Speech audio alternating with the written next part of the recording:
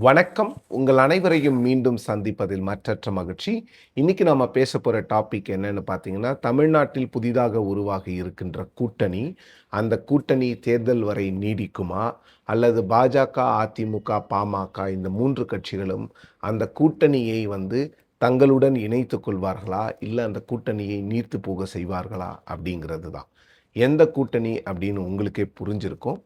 அனைத்திந்திய அண்ணா திராவிட முன்னேற்றக் கழகத்தினுடைய முன்னாள் இடைக்கால பொதுச் செயலாளரும், அந்த கட்சியினுடைய பொதுச் செயலாளர் ஜெயலலிதா அவர்களுடைய நெருங்கிய தோழியுமான வி.கே. சசிகலா அவர்கள் கடந்த 2 வாரத்துக்கு முன்னால ஒரு கட்சிய ஆரம்பிச்சாங்க. ஒரு கட்சியில அவங்க போய் இணைஞ்சிருக்கிறாங்க. அந்த கட்சியினுடைய பெயர் என்னன்னு பார்த்தீங்கன்னா, அனைத்திந்திய புரட்சி தலைவர் மக்கள் முன்னேற்றக் கழகம். ஏற்கனவே 2016ல ஜெயலலிதா அவர்கள் இறந்த பிறகு ஒருத்தர் இந்த கட்சியை தன்னுடைய பேர்ல பதிவு செய்திருந்தாரு. அந்த கட்சியில சசிகலா அவர்கள் போய் இணைஞ்சிருக்கிறாங்க. அதன் பிறகு ஒரு வாரம் கழித்து பாட்டாளி மக்கள் கட்சியினுடைய நிறுவன தலைவர் திரு ராமதாஸ் அவர்களை சந்தித்து, நாங்கள் இருவரும் கூட்டணியாக இணைகிறோம். எங்கள் கூட்டணி தமிழ்நாட்டில் உள்ள எல்லா தொகுதிகளிலும் போட்டியிடும் அப்படின்னு சொல்லியிருக்கிறாங்க. இந்த அனௌன்ஸ்மெண்ட் யாருக்கும் பெரிய சர்ப்ரைஸா இல்ல. ஏன்னா 2 தலைவர்களுமே கிட்டத்தட்ட என்டிஏ, அதாவது நேஷனல் டெமோக்ராட்டிக் அலையன்ஸ், அதிமுக, பாஜக தலைமையிலான கூட்டணியில் இணைவதற்கான எல்லா முயற்சிகளையும் எடுத்தார்கள். ஆனால் அந்த முயற்சிகள் பலனளிக்கவில்லை அப்படிங்கிறது தான் உண்மை. அந்த முயற்சிகள் பலனளிக்காததுனால சசிகலா அவர்களுக்கு திமுக கூட்டணிக்கு நிச்சயமா போக முடியாது. ராமதாஸ் அவர்களுக்கு திமுக கூட்டணிக்கு போகணுங்கிற எண்ணம் இருந்தது. ஆனால் திமுக கூட்டணியில் அவருக்கு இடம் இல்லை. ஏனால் அவர் வந்தால் விசிக்கு வெளியே வந்துவிடும் அப்படிங்கிறதுனால அந்த ஆப்ஷன் அவருக்கு க்ளோஸ் ஆயிடுச்சு. ஸோ இவங்க 2 பேரும் வேற வழி இல்லாம ஒண்ணா வந்திருக்கிறாங்க. 2 பேருக்குமே ஒரு காமன் த்ரெட் ஒண்ணு இருக்கு. 2 பேருக்குமே என்னன்னு பார்த்தீங்கன்னா, பெர்சனல் ரிவெஞ்ச். சசிகலா அவர்களுக்கு எடப்பாடி பழனிசாமி அவர்களுக்கு ஒரு பாடம் கற்றுக் கொடுக்க வேண்டும். அதாவது நாங்கள் தான் உங்களை முதலமைச்சராக்கினோம்.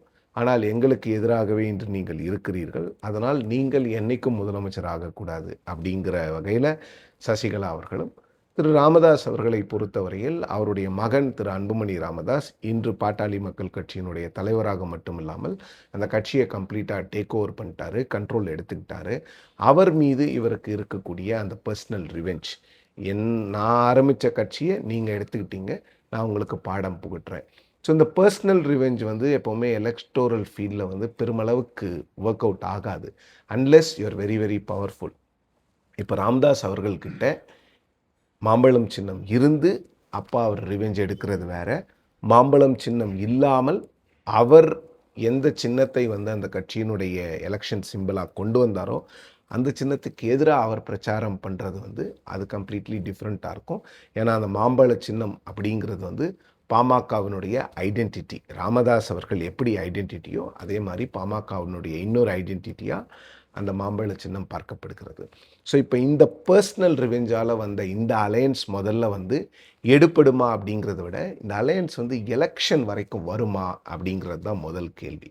இந்த அலையன்ஸை பொறுத்த வரைக்கும் 2 பேருமே ஒருவேளை இவங்க எலெக்ஷனில் நின்னாங்கன்னா, இவங்க பெருமளவில் அதிமுக, பாஜக கூட்டணியை தான் ஹர்ட் பண்ணுவாங்க. ஏன்னா அவங்களுடைய வாக்கு வங்கி தான் இவங்களோட வாக்கு வங்கியும்.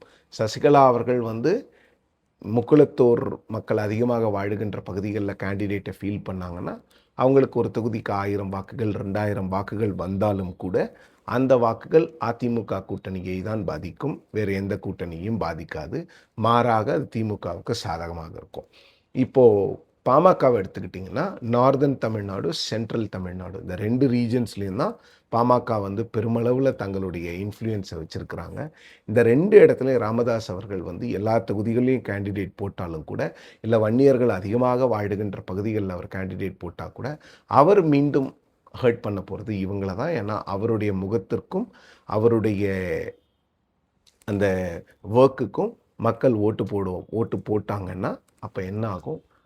அதுவும் அதிமுக, பாஜக அலையன்ஸ் தான் ஹர்ட் பண்ணும். இவங்க என்னதான் 2000, 3000 அவ்வளோ வாக்குகள், சொற்ப வாக்குகளை வாங்கினாலும் கூட இந்த முறை இருக்கக்கூடிய இந்த 4 கார்னர் கான்டெஸ்ட் மாதிரி பெருமளவில் ஒரு வின்னிங் மார்ஜினே 1000, 2000 அப்படி தான் நெறைய கான்ஸ்டிட்யூன்ஸில இருக்கும்னு சொல்லும்போது, இந்த வாக்குகள் ரொம்ப முக்கியத்துவம் பெறுது. ஸோ இவங்க 2 பேருடைய அலையன்ஸ் வந்து டேக் ஆஃப் ஆகுமா? டேக் ஆஃப் ஆகுறதுக்கு முன்னாலேயே வந்து அதிமுக, பாஜக, பாமக இந்த 3 கட்சிகளும் இணைந்து பாமக பெருமளவுல ராமதாஸ் அவர்களோடு அவங்க டைரக்ட் டாக்ஸ் பண்ண மாட்டாங்க. இது அலையன்ஸை ஹர்ட் பண்ணுங்கிறதுனால பாஜகவும் அதிமுகவும் ராமதாஸ் அவர்களிடம் பேசி நீங்கள் அரசியலில் ஒதுங்கிக் கொள்ளுங்கள் அப்படின்னு சொல்லுவாங்கிறாங்கிற கேள்வி எல்லார் மத்தியிலும் எழுந்து கொண்டிருக்கிறது. ஏன்னா கடந்த முறை சசிகலா அவர்களை அப்படிதான் அவர்கள் ஒதுங்க சொன்னார்கள். சசிகலா அவர்களும் ஒதுங்கினார். அதனால தான் அவங்க இப்போ கேள்வி கேட்குறாங்க. போன முறை ஒதுங்க சொன்னீங்க, இந்த முறையும் நான் எத்தனை முறை தான் நாங்கள் ஒதுங்கிட்டே இருக்கிறது, எங்களை நம்பியும் மக்கள் இருக்கிறார்கள், அரசியல்வாதிகள் இருக்கிறார்கள் அப்படின்னு. இதில் இன்னொரு பாயிண்ட் என்னன்னு பார்த்தீங்கன்னா, ராமதாஸ் அவர்களும் நிச்சயமாக தேர்தலில் நிற்கிறதுக்கான வாய்ப்புகளை நான் பார்க்கல, அவருடைய வயது மூப்பின் காரணமாக. சசிகலா அவர்கள் 2027 வரை தேர்தலில் நிற்க முடியாது. ஏனென்றால் அவர் வந்து 4 ஆண்டுகள் சிறையில் இருந்திருக்கிறார் ஒரு ஊழல் வழக்கில். அதன் பிறகு 6 ஆண்டுகள் அவர் வந்து தேர்தலில் கண்டெஸ்ட் பண்ண முடியாது. ஸோ இப்போ அந்த கட்சி, அந்த கூட்டணியினுடைய 2 முக்கிய தலைவர்களுமே முகங்களாக பார்க்கப்படுகிறவர்களே கண்டெஸ்ட் பண்ணலன்னும் போது எந்த அளவுக்கு அவங்களுக்கு ட்ராக்ஷன் இருக்கும்? ட்ராக்ஷன் பெருசாக இருக்காது, அதுதான் உண்மை. ஆனால் அவங்க வாங்கக்கூடிய அந்த 1000மோ 2000மோ அந்த வாக்குகள் என்டிஏவை ஹர்ட் பண்ணுறதுனால என்டிஏ வந்து என்டர் ஆகி இவங்கக்கிட்ட ஒரு காம்ப்ரமைஸ் பண்ணுவாங்களா அப்படிங்கிற எதிர்பார்ப்பு மேலோங்கி இருக்கிறது. அப்படி ஒரு வேளை இந்த கூட்டணி வந்து ஃபீல்டுக்கு வந்துட்டாங்க, இவங்க வந்து கேண்டிடேட்ஸை ஃபீல் பண்ண போகிறாங்கன்னா, அப்போ வேல்முருகன் அவர்கள், அதாவது தமிழக வாழ்வுரிமை கட்சியினுடைய தலைவர் வேல்முருகன் அவர்கள் திமுக கூட்டணியிலிருந்து வெளில வந்துட்டார். அவர் இவங்களோட சேர்ந்து போகிறதுக்கான வாய்ப்புகள் இருக்கிறது.